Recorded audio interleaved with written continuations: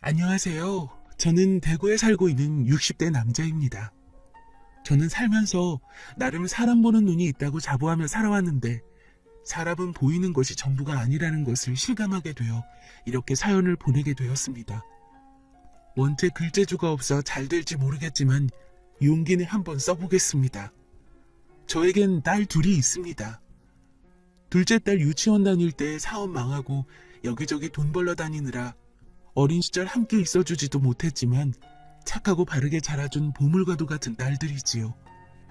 와이프 혼자 아이들 키우느라 가진 고생을 다 했는데 죽기 전까지 그거 다 갚을 수 있을지 모르겠습니다.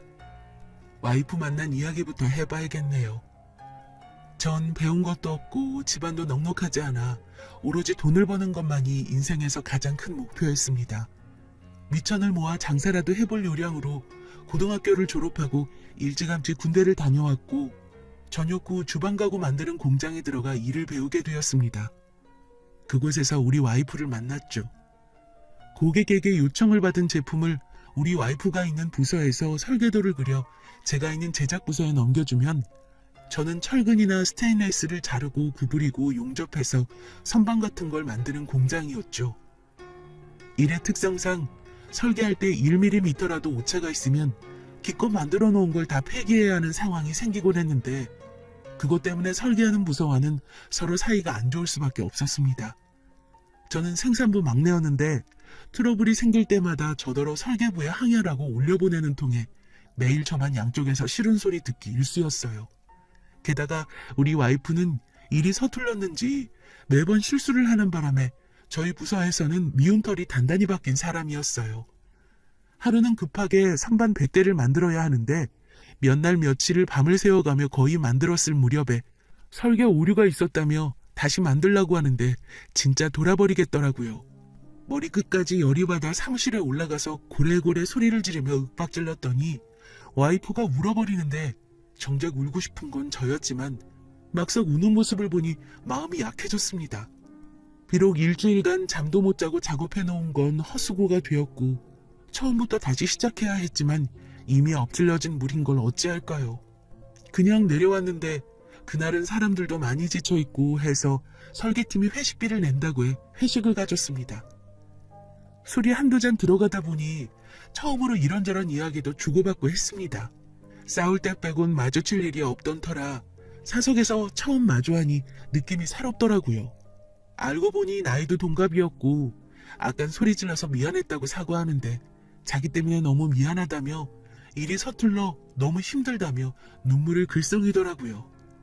참 술이 한 잔 들어가서 그런가 그 모습이 참 귀여웠습니다. 나이는 동갑이었지만 조망만한 체구의 동그란 얼굴, 어디 가서 고등학생이라고 해도 믿겠더군요. 막내라 눈치도 보이고 술자리에서도 이리저리 불러다니며 심부름을 해야 해서 더 이상 이야기를 할 수는 없었지만 제 눈은 계속해서 와이프를 찾고 있었습니다. 예나 지금이나 나이 먹은 사내놈들이 젊은 여자들한테 찝적대는 건 매한가지라 옆에 과정놈이 우리 와이프한테 계속 술을 권하는데 계속 그 앞에서 얼쩡거리며 주의를 돌리느라 애썼던 기억도 나네요. 그 후로 저는 쉬는 시간이면 괜히 볼 일도 없는 사무실에 들리곤 했습니다. 그게 티가 많이 났던지 어느 날 사무실에 올라갔더니 설계부 과장님이 준길씨 또 왔어? 우리 정희씨 울리려고 온 거야? 보고 싶어서 온 거야? 하고 놀리시더군요. 와이프는 얼굴이 빨개져서 고개만 푹 숙이고 있는데 저도 제가 왜 그랬는지 모르겠지만 보고 싶어서 왔습니다! 하고 소리를 버럭 질러버렸어요. 우리 정희씨 이제 어떡할 거냐고 책임지라고 놀려대는데 그 모습이 얼마나 보기 싫던지 책임지겠습니다. 책임지면 되잖아요. 라고 해버렸습니다. 나중에 물어보니 와이프도 제가 싫지는 않았는데 그때 밀어붙이는 모습을 보곤 저한테 빠졌다고 하더라고요. 요즘도 딸들이랑 모일 때면 그때 네 아빠가 말이다 하며 그때 이야기를 하는데 딸들이 놀려대는 통에 그 이야기만 나오면 자리를 피하곤 합니다. 그렇게 우리는 사내 연애를 시작했어요.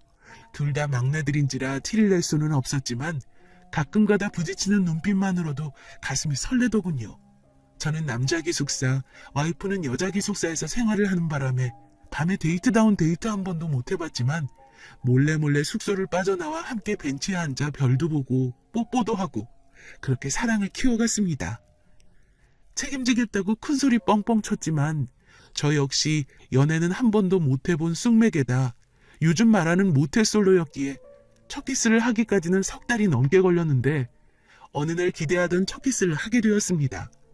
근데 이 여자가 영화에서 봤다며 먼저 들이대는데 이게 엄청 능숙한 게 처음부터 리드당한 탓에 지금까지 리드당하며 살고 있습니다. 전 첫 키스였는데 와이프는 왠지 처음이 아닌 것 같은 느낌에 진짜 처음이냐고 물어봤다가 지금까지 구박받고 있네요.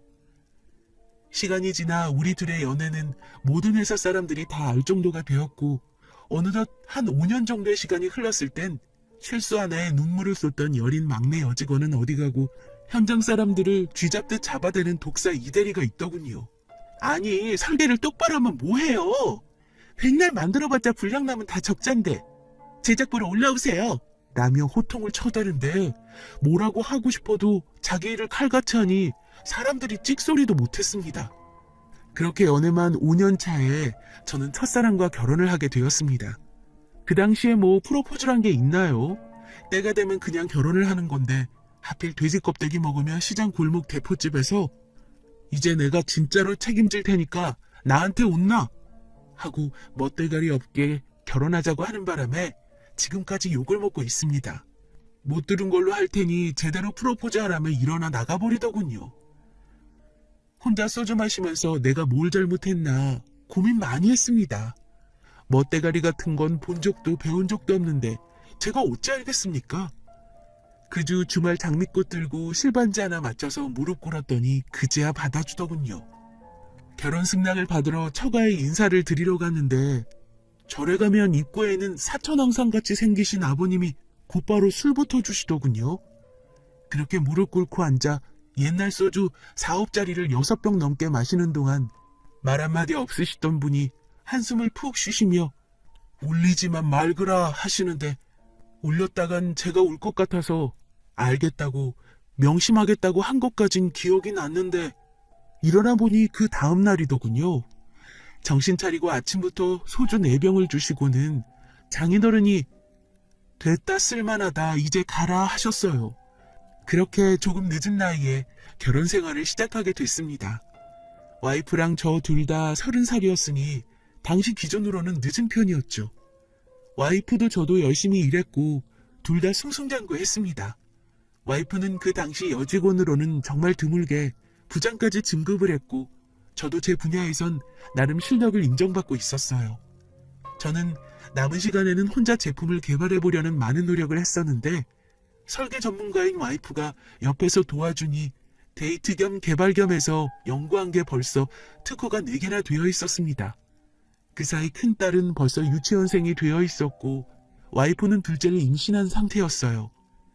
그 당시에 주말도 없이 일하면서 아이 키우고 집안일에 진급까지. 지금 생각해도 와이프는 정말 대단한 사람이었습니다. 하지만 전 아이가 점점 커가고 둘째도 생기니 점점 조바심도 나고 욕심이 생기더군요. 중소기업의 특성상 아무리 열심히 해도 진급이나 연봉에도 한계가 있었고 이제 제가 개발한 제품을 만들어보고 싶다는 욕심이 생겼어요. 와이프에게 배운 설계 실력도 이미 혼자서도 충분히 할 정도가 되었고요. 제 사업을 해보고 싶다는 생각이 강해져 결국 전 다니던 회사를 그만두고 사업을 시작했습니다. 모든 사업이 다 그렇듯 처음엔 참 쉽지 않았습니다. 얼마 되지 않는 퇴직금에 있는 돈 없는 돈 다 끌어모아 시작한 터라 잘못되면 안 된다는 조급함이 앞서기도 했지만 그때마다 현명하고 강다니는 와이프가 있어 잘 극복할 수 있었어요. 둘째를 낳은 와이프도 회사를 그만두고 제 사업을 도와주었고 그렇게 한동안은 승승장구할 수 있었습니다. 마침 건설 경기도 좋은 시점이 어우러져 나름 큰 성공을 거둘 수 있었습니다. 그땐 정말 일에 미쳐 살았던 것 같습니다. 저희 부부가 정말 단 하루도 쉬는 날이 없을 정도였으니까요. 하지만 커다란 시대의 흐름을 이겨낼 수는 없었습니다. 그 시절 누구나 다 겪었던 IMF라지만 결국 이겨내지 못하고 부도를 맞고 말았어요. 대량 구매를 하면 단가를 낮출 수 있어 무리하게 어음을 발행해 당장 쓰지도 않는 물량까지 구매를 하는 바람에 엄청난 손해를 보게 되었고, 급기야는 공장에서 일하던 직원이 팔이 잘리는 대형 사고까지 일어나 빚만 잔뜩 진 채로 사업을 접게 되었습니다. 아내에게 면목이 없어 집에도 들어가지 못하고 거리만 방황했어요. 집에 와서도 애꿎은 술잔만 비우며 신세를 한탄하고 있었는데, 와이프가 제 앞에 앉더니 소주 한 병을 다 마셔버리곤 "너만 망했니? 시기가 안 좋았던 거야. 너무 자책하지 마. 다시 일어날 수 있어. 걱정 마. 그리고 한 번만 더 술 마시고 우는 소리 하면 나도 같이 마셔버릴 거야. 알았어?" 라며 용기를 주더군요. 이렇게 멋진 여자가 내 여자인데 뭔들 못하겠나 생각이 들었습니다. 그렇게 다시 살아보려 미친 듯이 일만 했습니다.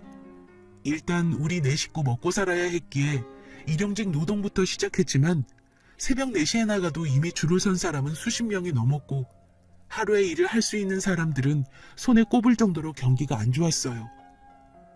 그래서 처음엔 아예 인력 소개소 앞에서 쭈그려 잠을 잤고, 새벽 2시부터 줄을 선 까닭에 하루도 빼놓지 않고 1등으로 대기줄에 설 수 있었습니다. 한순간에 사글세 단칸방에 나앉게 되었지만, 우리 와이프 제게 원망 한마디 하지 않았습니다. 돈 없어도 결코 비굴하지 않았고, 월세가 밀려 집주인에게 한 소리를 들어도 제겐 잔소리 한 번 한 적도 없었어요. 하루 종일 먼지 구덩이에서 굴러야 하는 작업복이지만 매일같이 손빨래를 해서 제 머리맡에 놓아주었고, 아무리 이른 새벽이라도 제 아침밥 한 번 거르게 한 적이 없는 여자였습니다. 당시 저에게 일자리를 주시던 현장 소장님이 계셨는데, 저를 눈여겨보셨는지 많은 도움을 주셨어요. 그렇게 그분의 도움으로 일을 배워두고 나니 말 그대로 노가다이지만 제 팀을 꾸리기도 하고, 제가 직접 일거리를 받아 전국을 돌아다니며 일을 할 수 있게 되었습니다. 가장으로서 전국을 돌아다니며 일하느라 집안에는 신경을 쓰지 못했지만, 현명하고 강단 있는 와이프 덕에 딸아이들은 밝고 바르게 자라주었고, 그렇게 우리 네 식구 굶지 않고 살아갈 수 있었습니다. 그렇게 치열하게 산 덕에 나이 50이 넘고서야 겨우 한숨 돌릴 수 있었고, 큰 딸아이 결혼시킬 때 부족하지는 않게 보낼 수 있었습니다. 첫째 딸은 어디서 그런 놈을 데려왔는지, 결혼을 하겠다며 데려온 첫째 사위는 남자인 제가 봐도 정말 번듯하고 든든해 보였습니다. 예의는 어찌나 바르던지 제가 아무리 술을 권해도 한치 흐트러짐도 없었고, 주도도 잘 배웠는지 아주 마음에 쏙 들었습니다. 제가 먼저 술에 취해버리는 바람에 우리 딸 고생시키면 죽인다고 막 주정을 부렸는데 기억은 나지 않더라고요. 저를 번쩍 들어 안방에 던져놓고 대리 딱 불러 깔끔하게 떠났다고 하더군요. 그만큼 마음에 쏙 들었습니다. 다만 사업을 하는 사람이라는 게 조금 마음에 걸리긴 했지만, 워낙 마음에 들어 반대할 이유가 없었지요. 저랑 와이프를 어찌나 살뜰히 챙기던지, 제가 장기간 지방으로 공사를 갈 때면 우리 와이프를 데리고 제주도 여행도 가고, 저녁이면 와서 고스톱도 쳐주는 등 아들이 하나 생긴 것처럼 든든했습니다. 무엇보다 와이프가 너무 마음에 들어해서 정말 아들처럼 대하더군요. 사실 와이프는 아들을 하나 더 갖고 싶어 했는데 제가 사업을 시작하는 바람에 포기했었거든요. 참 행복한 나날이었습니다. 몇 년이 지나 둘째 아이도 신랑감을 데리고 왔습니다. 세상에서 아빠 다음으로 사랑하는 남자라며 꼭 마음에 드실 거라 이야기하는 딸아이의 전화를 받고 잔뜩 기대를 하고 있었는데, 내 집에 들어서는 그 녀석의 모습을 보니 아무리 신세대라고 하지만 좀 너무한다 싶더군요. 처음엔 뭐가 묻은 건가 싶었는데, 귀걸이 같은 걸 입술이며 코에다 걸어놓고 턱밑까지 문신투성이에 무슨 도깨비 같은 녀석을 데리고 왔더군요. 너무 놀라서 앉으라는 얘기도 못하고 서 있는데, 초면에 실례인 것 같아서 우선 앉으라고 하고 밥부터 먹었습니다. 딸아이랑은 뭐가 그렇게 좋은지 제 앞에서 속된 말로 물고 빨고 하는데 정말 부화가 나서 미치겠더군요. 솔직히 마음이 안 가니까 궁금한 것도 없었지만 억지로 간단하게 질문을 좀 했어요. 부모님은 두 분 다 일찍 돌아가셨고, 나이는 딸아이보다 3살 연하에 무슨 음악을 한다는데 정규교육을 받은 것도 아니고 뭘 자꾸 준비만 하고 있다고 했습니다. 가뜩이나 마음에 안 들었는데 아직 갖춰진 것도 없다고 하니 정말 속에서 천불이 나더군요. 막말로 눈에 흙이 들어가도 결혼은 절대 안 된다고 생각을 했습니다. 와이프는 옆에서 한숨만 쉬고 있고 어떻게든 마무리하고 돌려보내야겠다 싶어서 제가 말을 꺼냈습니다. 이보게, 아직 둘 다 나이도 어린 편이고 결혼은 너무 이르지 않겠나? 결혼이라는 게 좋아하는 마음만 가지고 시작하면 힘든 일이 참 많을 거야. 저 임신했어요. 하는 겁니다. 평생 공장이나 공사판에 살면서 사고도 많이 보고 저도 많이 다쳐봤지만 그때처럼 충격을 받은 적은 없었습니다. 시간이 멈춘 듯 했어요. 가만히 듣고만 있던 와이프는 딸내미를 끌고 밖으로 나가는데 속 없는 둘째 녀석은 엄마 조심해. 의사 선생님이 애가 작다고 조심하라고 했단 말이야. 하더군요. 그 녀석과 단둘이 마주 앉아 한참을 한숨을 쉬었습니다. 뭐가 그리 좋은지 녀석은 얼굴에 웃음이 떠나질 않더군요. 웃는 얼굴에 침 못 뱉는다더니 평생 얼굴에 침 맞을 일은 없겠더라고요. 얼굴을 가라앉히고 다시 한번 물었습니다. 둘 다 성인인데 아무리 나이가 어리다 한들 여자친구를 생각하면 조심했어야 하는 거 아닌가? 임신은 둘째 문제고 난 자네가 책임감이 있는 친구인지 의문이네. 아버님, 저 잘할 수 있습니다. 비록 지금은 부족하지만 주연이랑 아이랑 행복하게 살 자신 있습니다. 이미 엎질러진 물인 걸 어쩌겠어요. 속에선 천불이 끓어올랐지만 이 또한 딸아이 운명이다 싶어 술 한잔 주면서 우리 딸 잘 부탁한다고 했습니다. 아, 근데 한번 미우면 끝까지 밉다고 하죠. 이 녀석 정말 딱 2잔 마시더니 취해서 뻗어버리더군요. 인사 온 첫날 처가 안방 침대에 오바이트 쏟아놓은 놈은 이놈밖에 없을 겁니다. 그렇게 어쩔 수 없이 둘째까지 결혼을 시켰습니다. 와이프는 절대 안 된다며 길길이 뛰고 난리가 났지만 이미 배가 불러버렸는데 어쩌겠나요. 결혼식장에 절대로 안 간다고 하는 걸 겨우 설득해 자리만 지키게 했습니다. 갖은 풍파를 겪으면서도 저보다 더 의연하고 멋졌던 와이프였는데 둘째 사이가 얼마나 미웠던지 명절에 찾아와도 밥 한 끼 차려주지 않았습니다. 제가 봐도 민망할 정도로 냉대를 하더군요. 첫째 내외가 오면 상다리가 부러지도록 밥상을 차려내던 사람이 둘째 내가 온다고 하면 약속이 있다면 집을 비우기 일쑤였고 손녀도 봐주기 싫다며 한 번도 안아주지 않을 정도로 냉정하게 대하더군요. 사람 지금 자체를 안 해주는데 제가 알던 그 여자가 맞을 정도로 매몰차게 하는데 곁에서 보기 민망할 정도였습니다. 얼마나 서운했던지 둘째 녀석이 해도 너무한 거 아니냐며 악다구니를 쓰기도 했지만 와이프는 꿈쩍도 하지 않았습니다. 엄마, 정말 너무하신 거 아니에요? 아무리 우리가 미워도 그렇지 손이 한번 제대로 안아주신 적 있어요? 애한테까지 이래도 되는 거예요? 네가 임신해서 내 집에 온 순간부터 넌 내 딸이 아니야. 그러니까 앞으로 집에도 오지 말고 니들끼리 알아서 살아. 둘째 녀석이 다시는 안 보고 살 거라며 서럽게 울면서 나가는데 사위는 따라가면서 연락드리겠다고 웃으며 인사하고 가더군요. 반면에 와이프는 첫째 사위를 어찌나 예뻐하는지 저조차도 질투를 할 정도였습니다. 밖에 나갈 땐 둘이 손을 꼭 잡고 나가질 않나.